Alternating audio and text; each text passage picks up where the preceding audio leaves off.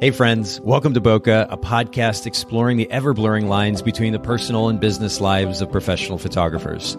This is your host, Nathan Holritz, and I'm bringing you a special episode of the Bokeh Podcast today called Workflow Wednesday.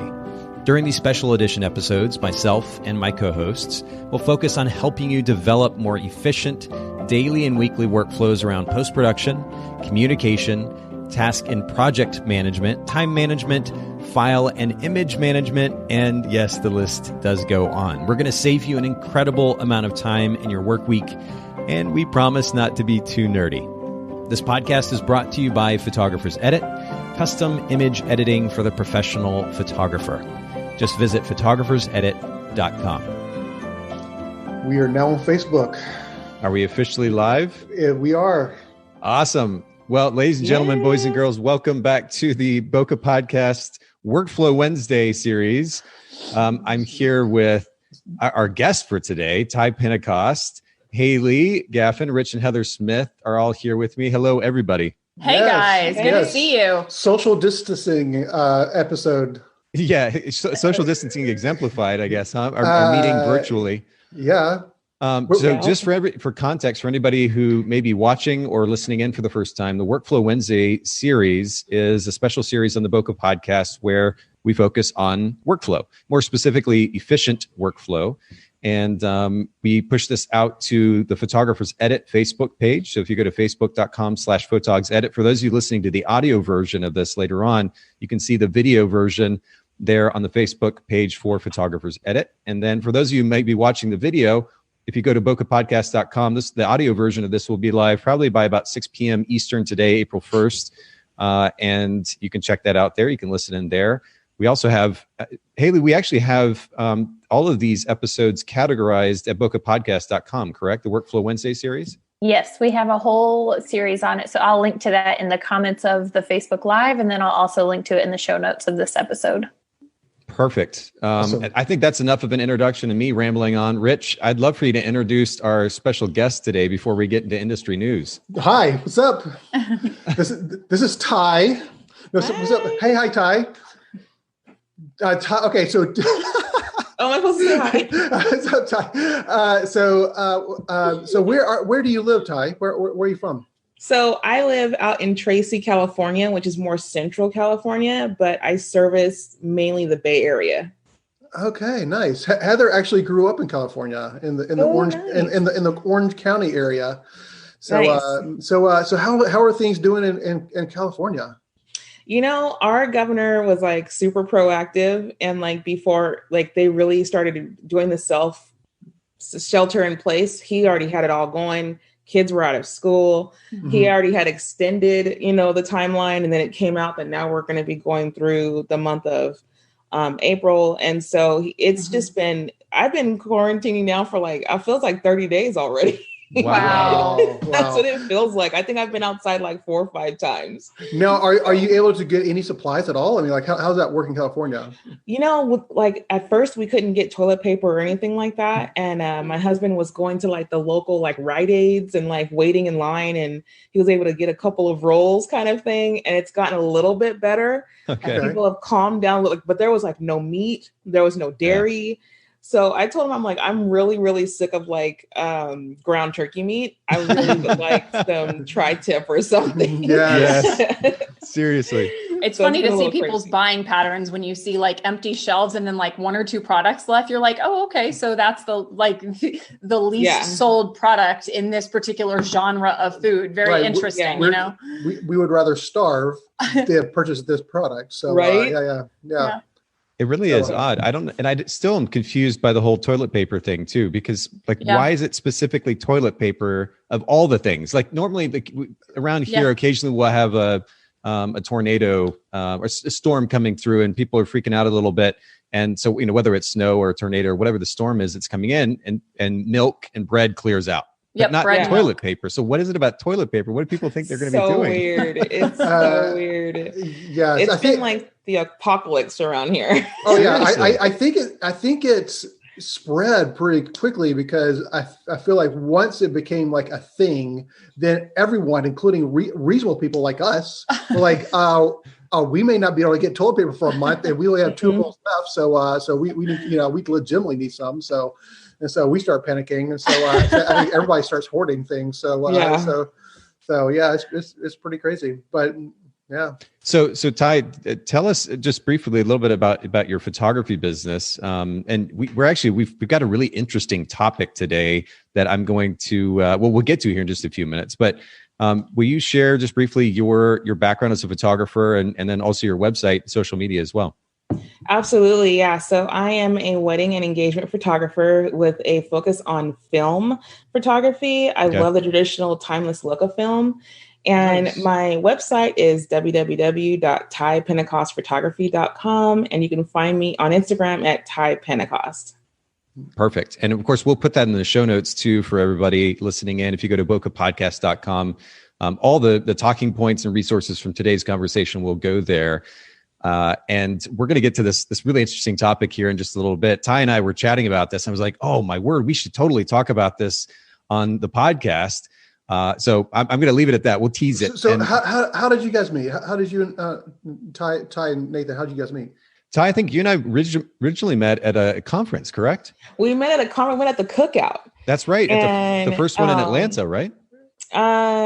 Yes, we met at the second one in Atlanta because they already had one last year, and we met at the one in 2019. Oh, wow. Yeah. Okay. Mm-hmm. Nice. So they had the first one. The first one was in Atlanta, and then one last year was in New Orleans, right? Oh my gosh. Well, listen, I'm all confused because I was just in Atlanta speaking at the Vision Conference. So I'm all mixed up. Yes, we met in New Orleans. Okay. The New Orleans conference this past year. By the way, for anybody listening in who's never been to the Cookout conference before, seriously, one of my favorite in the whole industry. And I've been to conferences now for close to 20 years. One of the greatest things about this conference is its focus on community. So you feel like you're just hanging out with family. People actually are interested in having real conversation and connecting, going beyond that surface level. And I love it for that. And it's actually, hopefully still coming to Chattanooga this year. Right. Later this year. So I'm hoping to see you in our hometown, I should say. Ty. Yes. Everybody look out for that. We'll put some information or links to information about the conference in the show notes as well at bokehpodcast.com, but you got to check out the cookout. Yeah, absolutely great. So really quick, how did you get into photography? Give us a brief how that works.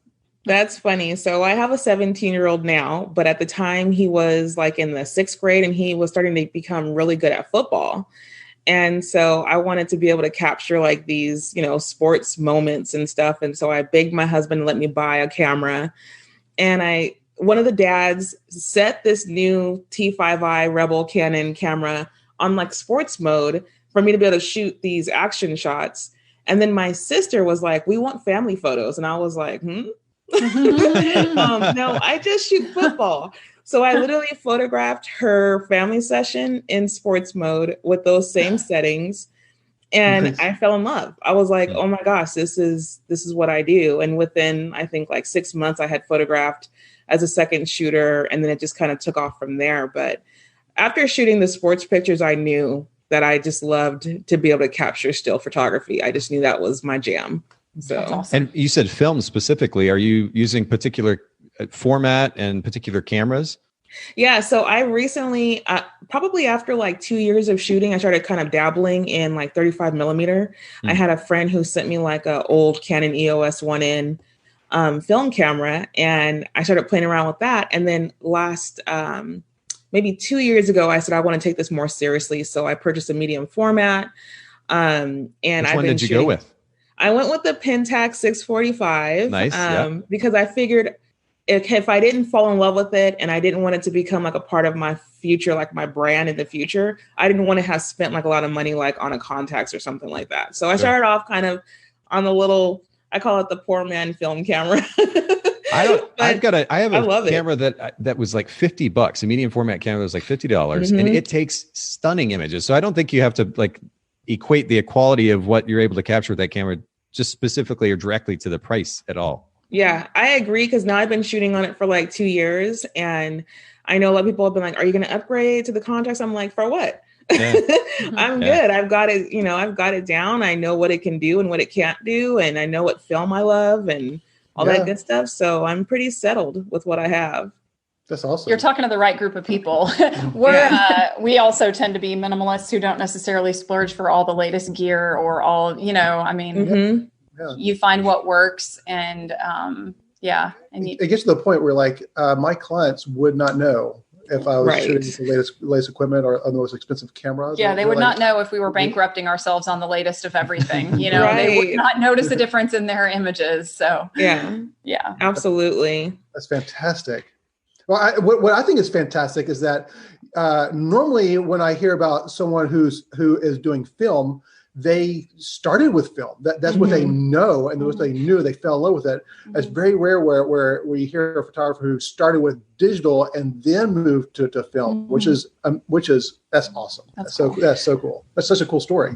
And are you actually shooting film like 100% of the time, or is it just the majority, or how does it break down? So it depends on like what I'm shooting. So if I'm shooting a wedding, I'm pretty much going to be shooting the majority of the details, the portraits. And some of the family photos I'll shoot in film, but I normally will do a digital backup or have my second shooter do the digital backup. Okay. For like families, I may, grab like 2 or 3 rolls of film. If it's little kids, I'll try to bring the 35 millimeter and try to capture it on 35 because they're like running around and crazy. But I don't really I don't have it in my head like, oh, I must shoot, 15 rolls of film at a wedding. I just kind of go with the flow. If the lighting's right, things look beautiful, I'm gonna shoot it on film. Okay. So. And then I mean, this probably goes without saying, but I'm assuming you have to figure that additional cost of development into what you're charging too. I mean, did you end up having to kind of jack your prices up to do that? For that first year, I told myself, you're going to eat the cost. You're not going to charge the client for something that you don't even know if you're good at it yet, or, you're still trying to figure it out on your own. And then after that first year, I had it down. I started raising my prices to cover the cost and expense. And also the artistry. Like, to me, it's a different level of artistry when you start shooting film. I remember when I shot my first wedding, I charged all of $350, and I was shooting with 35 millimeter film camera. This is back in 2001.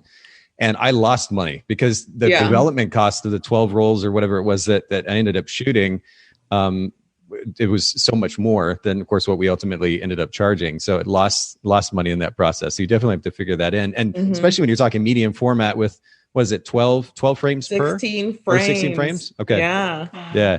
But I love the intentionality that forces too. Like you have to actually think about each shot. And we don't really do that with digital as much anymore. Yes. You can't spray and pray with film. No, it's true. Well, that's $100. Okay, all right. Yeah. I'm always thinking like $20 every time you click, even though it's not $20 every time. I'm overinflating, but in my mind, I've told myself that's $20. That's $20. That's $20. That's smart. So you got to figure that in. Before we get to kind of our main topic today, Rich, Heather, is there a particular industry, and Ty, just to give you context, we normally like to kind of dig into a little bit of industry news, maybe industry gossip, if you will. I'll put in air quotes. Before we get to the main topic, what's been piquing your interest in the last week or so, Rich and Heather? Well, I mean, like, it's what everything, like the coronavirus, obviously. So, I mean, again, it's this whole deal, like how there's just so many unknowns as far as like how is this going to affect our industry, and so I think there's this I was actually looking for industry news, and I think it feels like everything's gone like screeched to a halt. Like nothing's coming out, no big news is coming.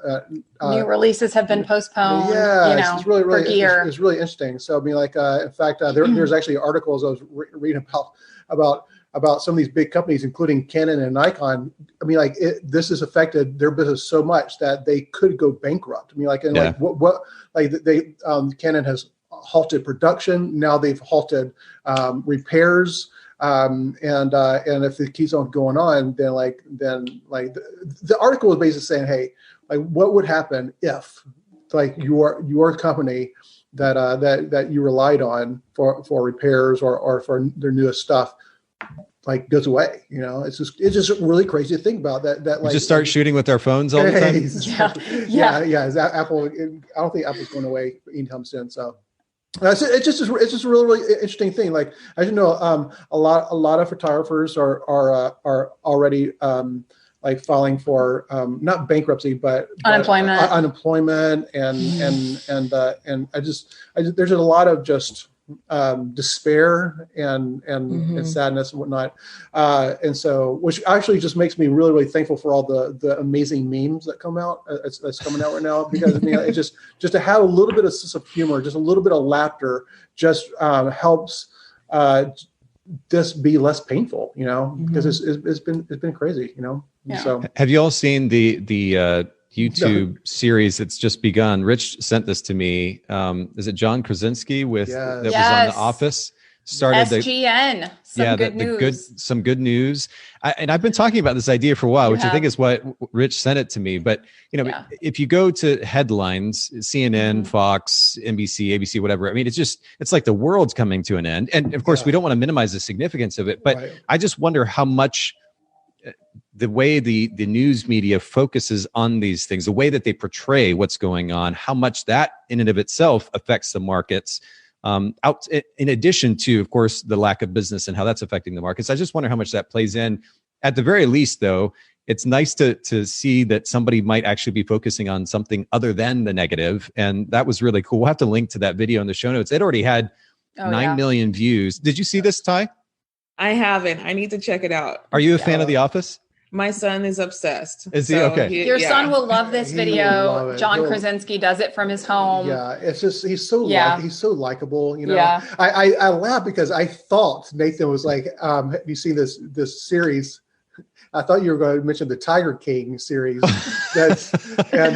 which we watched, and afterwards, I was like, I told Heather, I was like, I feel like I need to take a shower because why did I watch this? Yes, yeah. Did you watch it too, Ty? I did. Did you? I felt like my intelligence, like my IQ, my sense of morality, like everything was just like negatively affected by this show. I'm like, I gotta rid myself of this craziness, I know. I told my husband, I'm like, I really feel like killing someone right now, and I want to kidnap all those tigers. Yeah.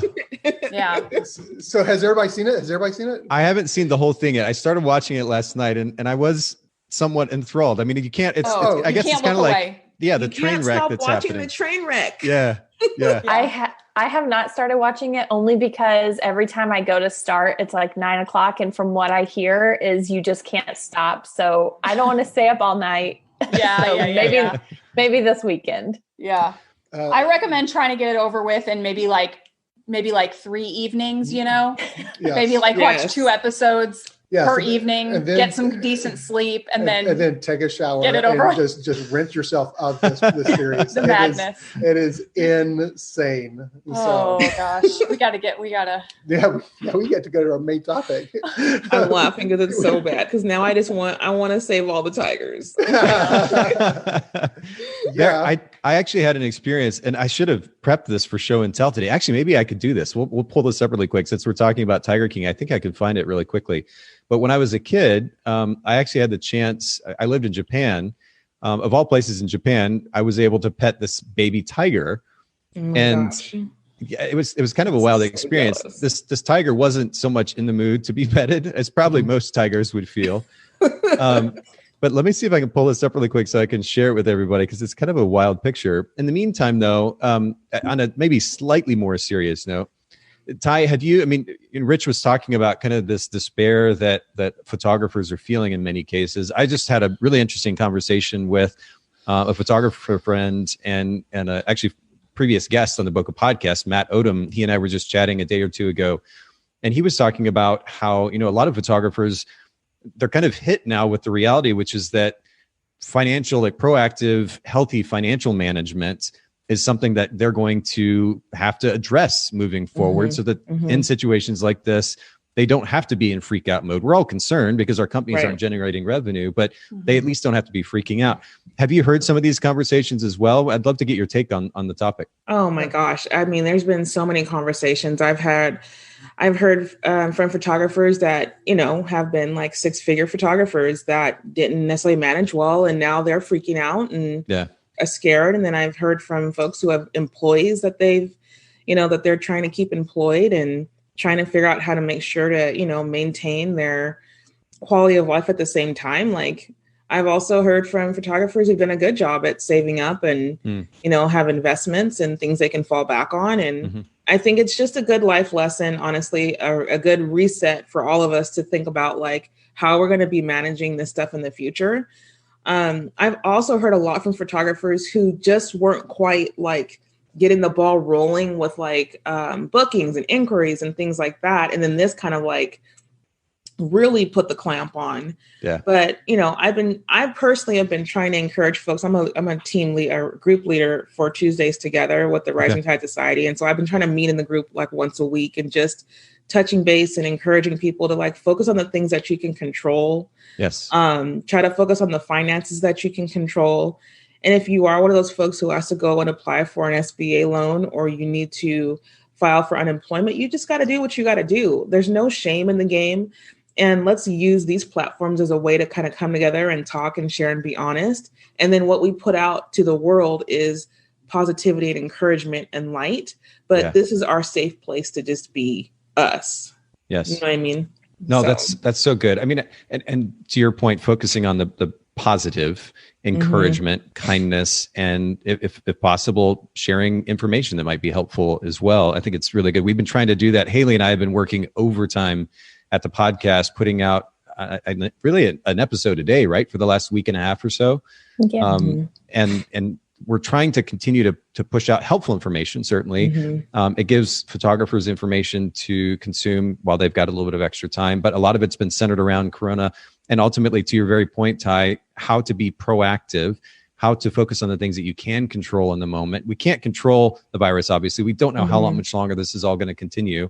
In the meantime, we have extra time. We can focus on those things that are in front of us, how we spend our time, what we're doing to prepare our business so that on the other side of this, we can come out strong. It's hard to go there if we're fixated on the negative. But if we redirect our focus to the things we can control, that's the place to be. I'm really glad that you highlight that. Yeah. And I've been telling people, allow yourself, if you feel caca when you wake up, then feel caca for a day, but don't stay in that. Yeah. And surround yourself around people who are going to say, slap you and say, come on, girl, let's get this thing going. And you can't stay in this place. Yeah. But allowing yourself to be human in the space to be human, I think is super important, but you can't wallow. There's too much to be done in our businesses that we probably were ignoring when things were busy for us to wallow for too long. Yeah. I love that you are concentrating on encouraging people, because there's so many people that need to be encouraged right now, to be strengthened. And I love that you're doing that. And in fact, I was talking to a friend last night that I was just telling him about my own kind of like this. I'm an extrovert, and I get my energy by being around people, and I can't be around people right now. And so a lot of times I wake up and I just don't feel motivated. And so like I have to get moved past a point of saying, okay, I got to do this even when I don't feel like doing this, because I'm an artist and I'm extroverted, and I like to I deal with my feelings a whole lot. I'm an emotional thing that I put that into my work, and so a lot of times my feelings kind of like trump everything else, but yeah, that's just something that, you have to work on, right? And so even just talking about it, I myself, even this morning, I talked with my friend on the phone last night. I wasn't even close to him, but just talking with him, I woke up this morning feeling more motivated, because he was telling me that he was struggling with the same thing, and hey, let's help each other out with accountability or whatnot. And I was like, that's great. That's what we need right now. Is a bunch of people who say, hey, I get it. I'm going through the same thing. Let's help each other out. Let's encourage each other. Strengthen each other. So. I love that. So good. It's like we have to surround ourselves around people who are going to bring light to us. Yeah. And so I've been very, very careful. I'm introverted, but I can be extroverted when I need to be. Sure. And so I have definitely been someone who's like, oh, I'm chilling. Like, this is like the way I work every day. But the reality is like the financial losses. And then, seeing my son and, he's struggling with, he was being recruited for football. And now that's all kind of like paused and we don't know what's going on. And so those things have definitely impacted me, spiritually and emotionally. Yeah. So it's like getting on the phone with my friends and they're saying, girl, we got this. It kind of keeps you, we got this, Yeah. It's nice that to have a community. I mean, the photography industry, that's one of the cool things about at least a significant portion, if not the majority of it. We do have a pretty great community. People. Did everybody go away? What happened? Oh, is somebody frozen? Oh, I think they may be. Are we frozen? I felt like everyone froze except us, but maybe it was us who froze. Sorry. Are we unfrozen? Yep. Yeah, okay. We're all good. We're all good. Okay, you guys are looking great. Sorry, go ahead, continue, Nathan. Oh, no. Ultimately, you all really summed it up. Focus on surrounding yourselves with people, not only for the sake of encouraging them, but for mutual encouragement. I think it's really important. And of course, this platform here, it gives us an opportunity to do just that. Also, make sure that you have plenty of Tiger King in your life. And this is my version of Tiger King here. So for anybody that's listening to just the audio version of this is a snapshot. My dad probably took this picture because he was kind of the camera guy growing up. But this is myself on the right-hand side in the light blue shirt, and my brother, a next brother down, Jason, next to me, and this little tiger cub. This was at some kind of a park, an amusement park or something in Japan. Awesome. It was after hours, so they happened to let the cat out, and we got to be with this little tiger cub. Nice. When I was a kid, my parents had a rental house, and this guy, he was eccentric, and he was a drunk eccentric, very similar to these people on Tiger King. Very similar. Just very, very peculiar person. And he had a lion cub. Oh, wow. And so we would go there and pet the lion cub. And obviously, when it got to a certain size, then he had to kind of give it up to a zoo or whatnot. But yeah, I thought that was pretty cool. Well, we'll have to share. I'll give the picture to Haylee, and she can post it in the show notes. We'll maybe I'll post it to social media too at some point. It'd be kind of fun. Jealous, Nathan. You don't even know. I'm so jealous right now. Well, Ty, I have to say again, thank you for coming in to hang out with us on the show today. And there was a topic, I don't remember exactly how the conversation came up, but we were talking about editing dark skin tones. Mm-hmm. I mean, I own an editing company, have now for about 12, 13 years or so. And this is something, of course, that we have to make sure we're doing accurately. But I think you pointed out the fact that you're seeing, I don't know if it was on social media or on websites or otherwise, that photographers seem to be falling short in one way or another when it comes to editing dark skin tones. I'd love to start, first of all, with what those issues may be that you're noticing, and then we can get to kind of a proactive side of the conversation. How do we best address that? How do we best edit darker skin tones? So will you give a little bit of context to the conversation?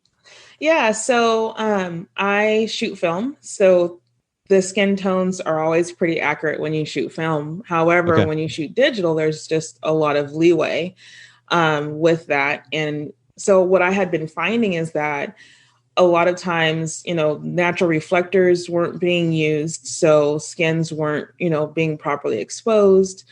And so especially if you have someone who's lighter and someone who's darker, I was seeing that the person that was darker was always the really dark one, or the light person was very overexposed to be able to capture the darker skin tone. And then the other issue I was seeing, which is a big one for me, was the skin tones were either very orange, yes, or very ashy, washed out. Okay. So it was, kind of alarming because as a, Black photographer, I pride myself in trying to get accurate skin tones across all nationalities, especially in the Bay Area where we have a little bit of everything. Yeah. And so Black skin tones are always kind of a hot button topic for our community because acceptance with being Black, light-skinned, melanin, any type of melanin skin has always been something that's very important. So when it's not done right, it feels, it makes us feel bad, basically. Sure. So, well, just because it seems to indicate kind of a lack of, two things, awareness and then sensitivity as well, right? Mm-hmm. Exactly. That makes sense. So I guess maybe we can just jump right to the practical side of this. How do we best address this? Are you able to share your screen by any chance and maybe kind of walk us through? Yeah, I can. Let's see here. And for those of you who are listening to the audio version of this, obviously I'll try to kind of color commentate, no pun intended, on the conversation and what we're seeing in front of us, just best as possible. And let me adjust my screen here so I can make sure that I'm seeing Ty's screen accurately as well. And okay, so Ty, right now we've got in front of us a photographed outdoors of a couple, correct? Yeah, so these cuties, it's their engagement session, and this is the raw file. I did cheat and crop all of these because my framing's not always the awesomest.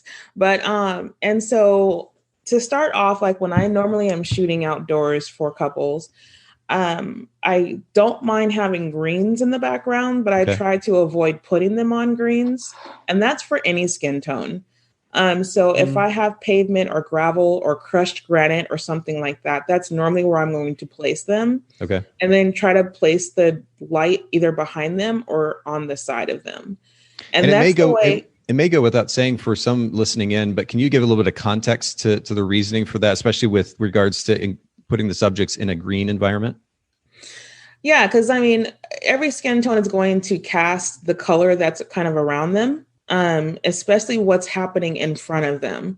So if I'm placing them on the grass, then not only are you going to have to deal with the melanin skin tone, which in some cases the underlying color of that could be orange or it could be blue. Okay. But then you're going to also have to mix that with green. And so you could be a master editor, but getting that green out of the skin it's a lot. I do pretty good with editing, but I'll have to say like that is just something that I don't want to have to deal with on every single photo for, 40 images I'm going to deliver or something like that. Sure. Mm-hmm. Yeah.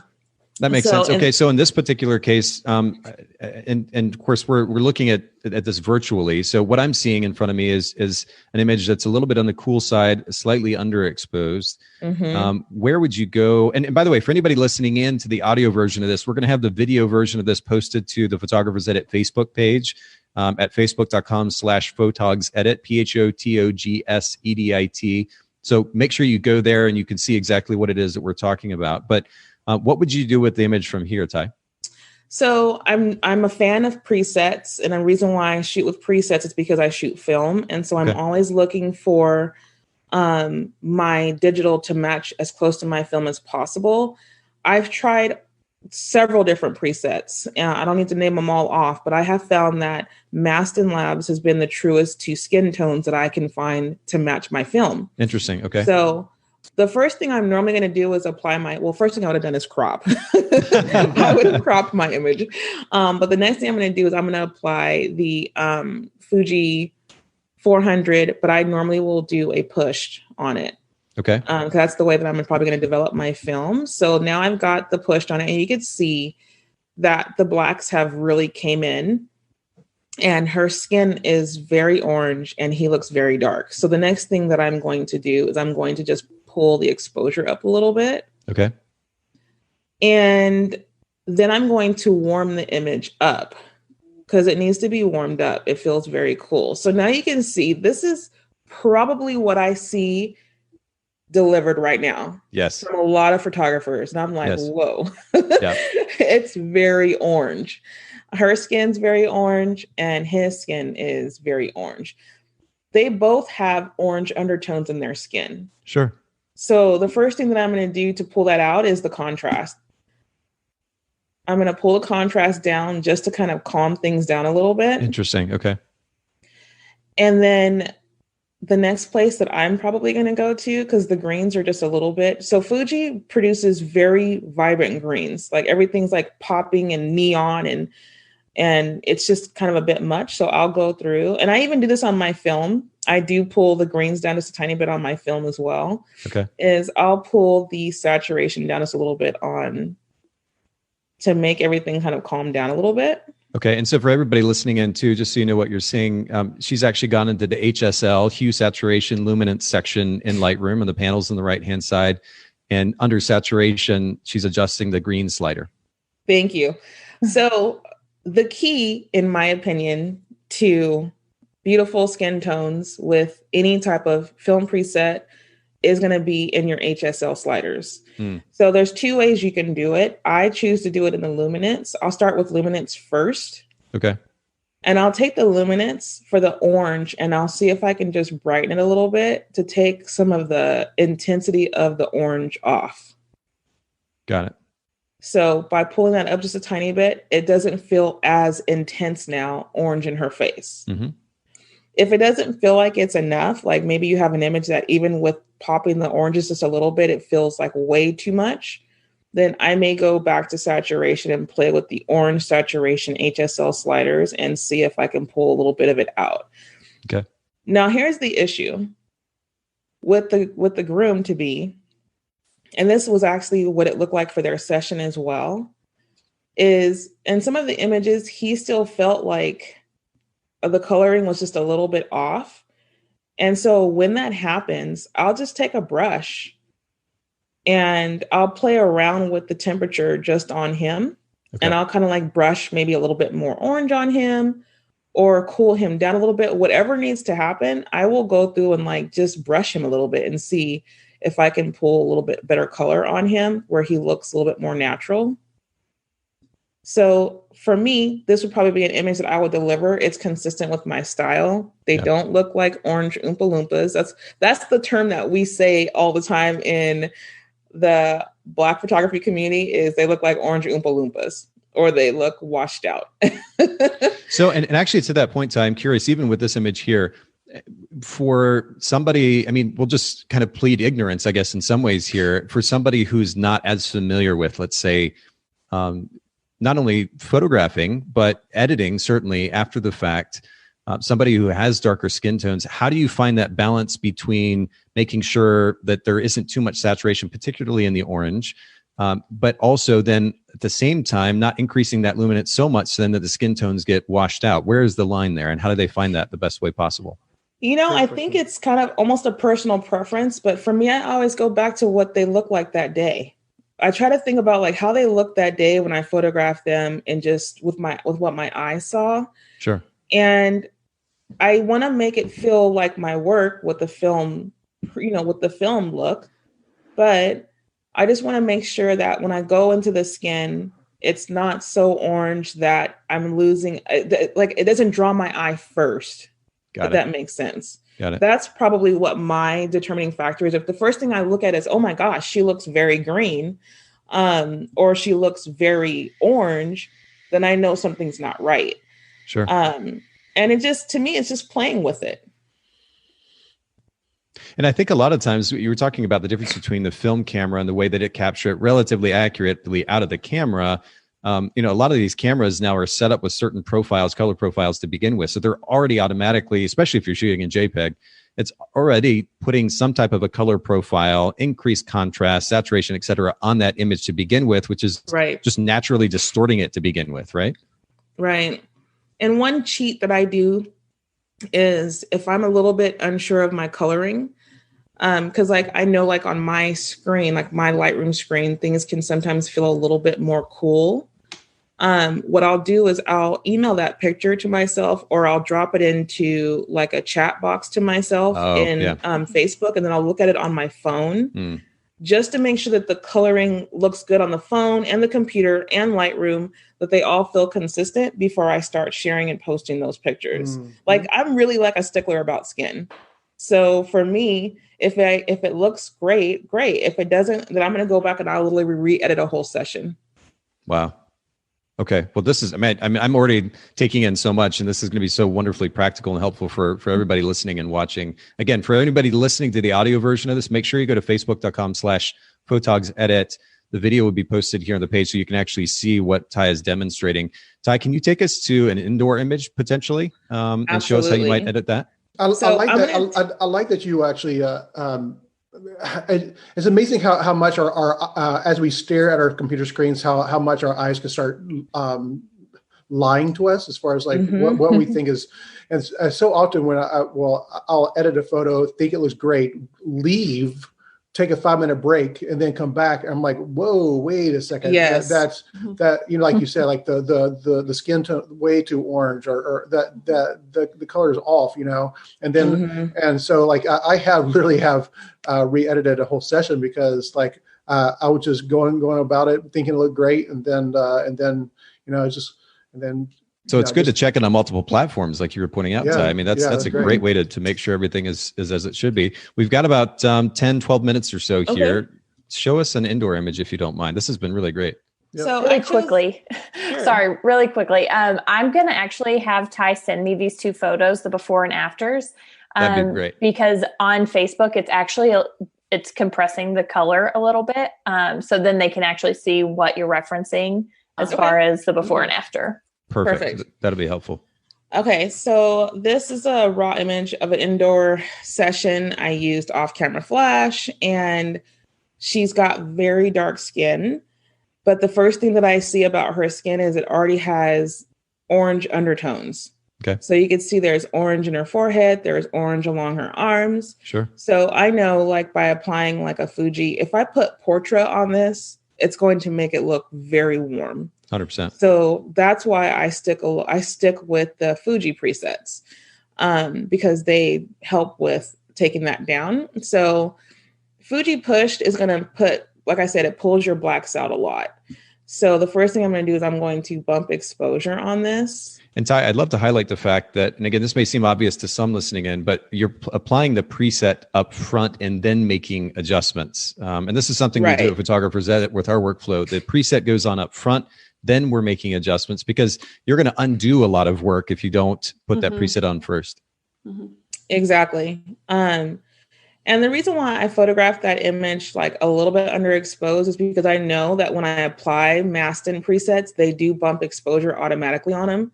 And then I want to make sure that I don't overexpose her skin. The first thing I'm going to do is pull the contrast out, because for me, I don't like a lot of contrast. It's just my personal preference. And then she's already looks a little bit more natural, just right off of the bat. So the next thing I do is I kind of plan my highlights a little bit. I may bring some more of that, because I want to make sure I'm like staying true to like her dress and like seeing all the whites in her dress.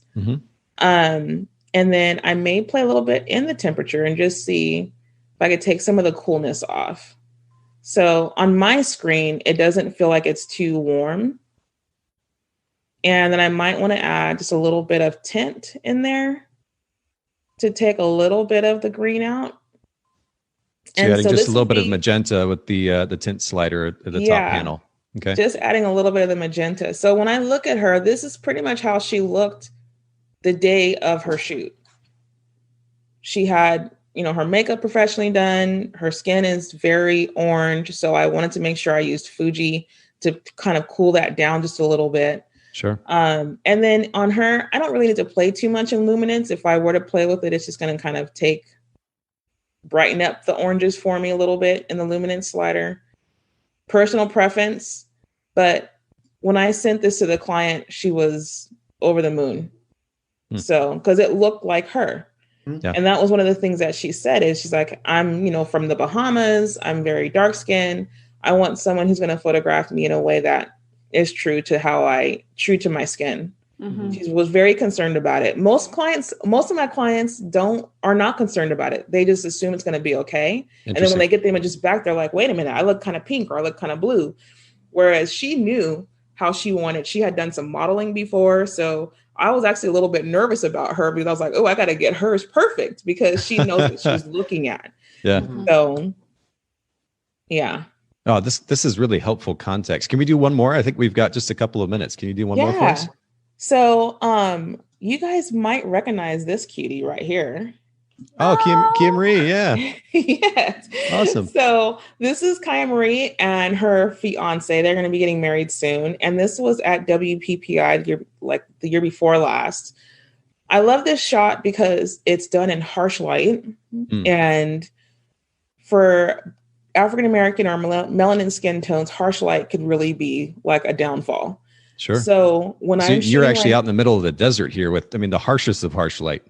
The harshest of harsh light. Yeah. So as you can see, the shadow was falling a little bit off to them to the right. And so I place him in front of that shadow because for me, I don't care like what's happening in the sky. I don't care what's happening kind of around them. I'm really more concerned about what's happening with their skin. So that's my first thing is their skin exposed? Can I see the groom's face without me having to like bump exposure post? And that's the way that I started this picture off.